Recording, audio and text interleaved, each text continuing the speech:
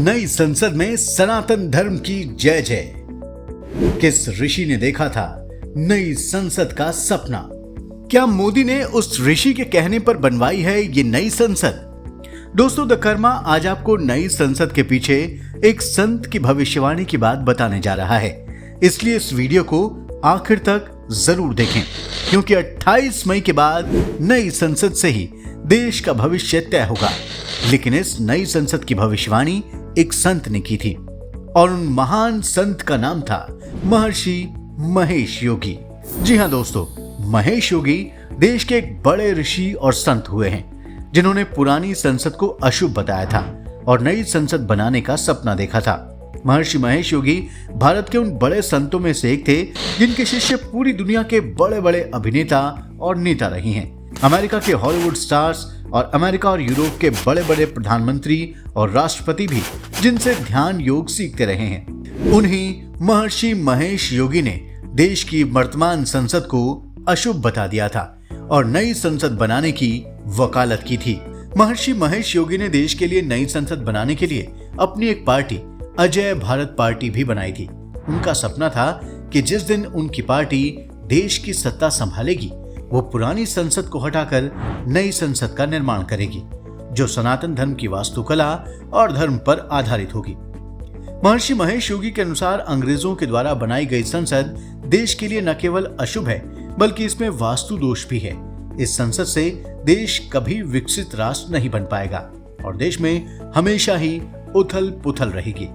महर्षि महेश योगी का यह भी मानना था कि इस पुरानी संसद की वजह से देश में हर एक 8 में से 10 वर्ष के अंदर किसी न किसी बड़े नेता की आकस्मिक मृत्यु हो जाती है या फिर देश में कोई बड़ी दुर्घटना घट जाती है। दोस्तों, हम आपको बता दें कि पिछले 75 सालों में देश को जिस संसद भवन के द्वारा चलाया जा रहा था, उसकी स्थापना 1927 में अंग्रेजों ने की थी। इस संसद को बनाते वक्त न तो हिंदू धार्मिक रीति रिवाजों के साथ इसकी नींव डाली गई थी और न ही तैयार होने के बाद इसमें कोई पूजा ही की गई थी। महर्षि महेश योगी ने संसद के वास्तु दोषों के बारे में पूर्व प्रधानमंत्री श्रीमती इंदिरा गांधी को भी बताया था, लेकिन किसी वजह से नई संसद को बनाने का प्रस्ताव टलता गया। साल 2002 में लोकसभा अध्यक्ष मनोहर जोशी जी ने भी कई वास्तु के जानकारों को संसद भवन में आमंत्रित किया था। इन वास्तु के जानकारों ने संसद भवन के निर्माण को पूरी तरह से अशुभ बताया था। उनका कहना था कि संसद का गोलाकार गलियारा और प्रधानमंत्री के बैठने की जगह अशुभ है। संसद के दोनों सदनों में जिस प्रकार सांसद बैठते हैं वो भी अशुभ है, इसलिए सांसदों के बीच कभी एकता कायम नहीं हो पाती। अंग्रेजों के द्वारा बनाई गई संसद में नेगेटिव एनर्जी भी काफी मात्रा में है। पूर्व लोकसभा अध्यक्ष श्री मनोहर जोशी ने इसकी एक रिपोर्ट भी तत्कालीन प्रधानमंत्री स्वर्गीय श्री अटल बिहारी वाजपेयी को सौंपी थी, लेकिन नई संसद बनाने का कार्य एक बार फिर टल गया। आखिरकार नए संसद भवन के निर्माण को प्रधानमंत्री श्री नरेंद्र मोदी जी ने पूरा किया।